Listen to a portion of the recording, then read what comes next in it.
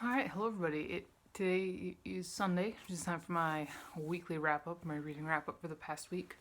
It's February 7th, 2021, and I read 4 books this past week, so let's get into it.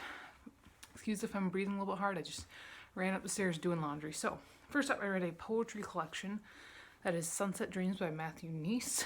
This is a guy actually went to the same college that I did. I never knew him, he's older than me, but my creative writing professor, when this book came out, the creative writing professor had a bunch of them, and he kind of passed them out.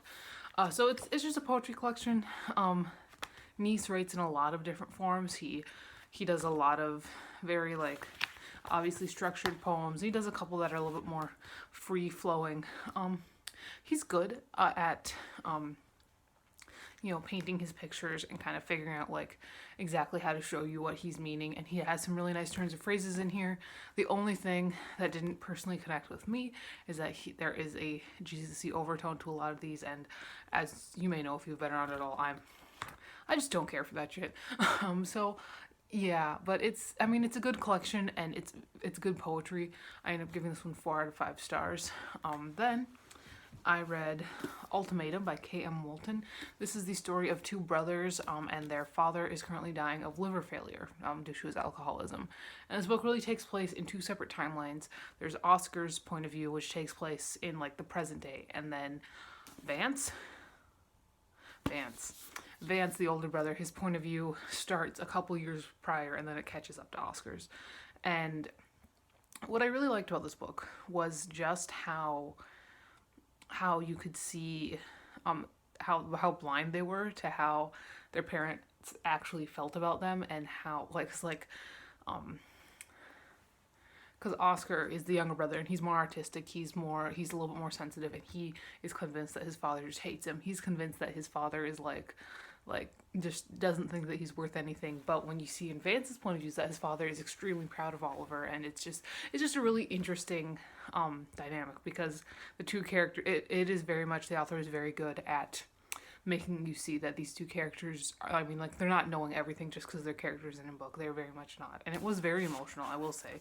If I hadn't been reading it in front of a bunch of juniors, I would have probably cried. So there's that. It is very dramatic. It is very emotional, because these kids are losing their dad and they've already lost their mom. And so it's a very, very kind of dramatic, emotional experience. And the author did a really good job of that. I think the only thing that didn't really connect with me is that the characters, they run through the story well, I'm not sure how much there was behind them. They just seem very stereotyped into their roles. Vance is the athletic older brother who's a bit of a dick, and Oliver is the artistic younger brother who's sensitive. And there's not much there beyond that. I've heard people say that they don't really like the romance that pops up. I thought it was cute. It was kind of cute. I liked it. I didn't mind it. It wasn't overbearing, so I was fine with it. But I think overall I ended up giving this one 4 out of 5 stars as well. It was a decent one. It's not gonna be one of my favorites though. Then I read Postscript to Nightmare by Dolores Hitchens, and this is a old thrillers from 1967, and it's about this lawyer whose client has died, and this guy, not really his client, but he's friends with this older man's wife, and she wants him to go up to this man's cabin to find this paperwork that is missing. And so when he gets there, a man who's really messed up stumbles out of the woods, and then they have to figure out what's going on. Is somebody trying to kill David, the attorney? What's happening? Is the wife in on it? Is this dead guy's almost adopted pseudo son in it? What's going on? I will say my favorite part of this was Hibbs, who was the guy who stumbled out of the woods, because he was just fantastic. He was so much fun. He kind of stole every scene he was in. He was kind of snarky. He breaks out of the hospital at one point because he's just I got shit to do. I liked him a lot. David, he went back and forth all the time, is the thing that I didn't care so much for him, is because he's in love with this woman that sent him up to the cabin. He's is she trying to kill me? Is she not trying to kill me? Is she trying to kill me? Is she not trying to kill me? And there didn't seem to be much reason for him to be switching back and forth as much as he was.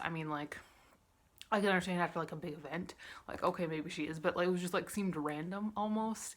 As well as that, the main villain was kind of cartoonish. It was a fun book, I guess. I read it mostly in one day, and then I finished it up the next morning. I ended up giving it 3 out of 5 stars. It's like a low 3 though. Like it was almost a 2. The writing's okay. It's a little repetitive. It's actually very repetitive. There's a lot in here where it's like it tells you exactly what it just told you in the sentence before. So it's like I don't know. I don't know about this one. But again, Hibbs was a lot of fun. And all the side characters were actually pretty fun. You know, like they were pretty distinct, and I can still remember a lot of them. So their side characters were fine. The characters in general were pretty distinct. They just were a little inconsistent sometimes. But like I said, I gave it 3 out of 5 stars, and it was okay. And then we got my favorite book of the week, which I actually just finished. I actually just read it all one day yesterday. I finished it last night. That is The Woman in Cabin 10 by Ruth Ware. Okay, so this is a thriller about this woman who one day, like early in the morning, like 4 in the morning, she gets home drunk, she passes out, and she wakes up to somebody burgling her apartment. And she is very affected by this experience. She's not hurt other than she has a little bruise on her cheek where the guy like slams the door in her face. But she's not hurt, but she just feels super violated.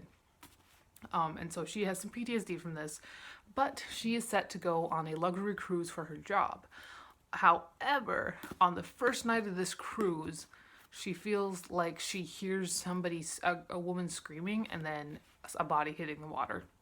But it's like nobody's missing. It's a weird situation. I really enjoyed this one. I am very easy to please when it comes to thrillers. Like, I mean, obviously this one is a thriller too, but like, when it comes to more modern thrillers, I'm very easy to please. I mean, I don't think I didn't like this one just because it wasn't modern, because I mean, I love a lot of older books, but this was just like better written. And I just,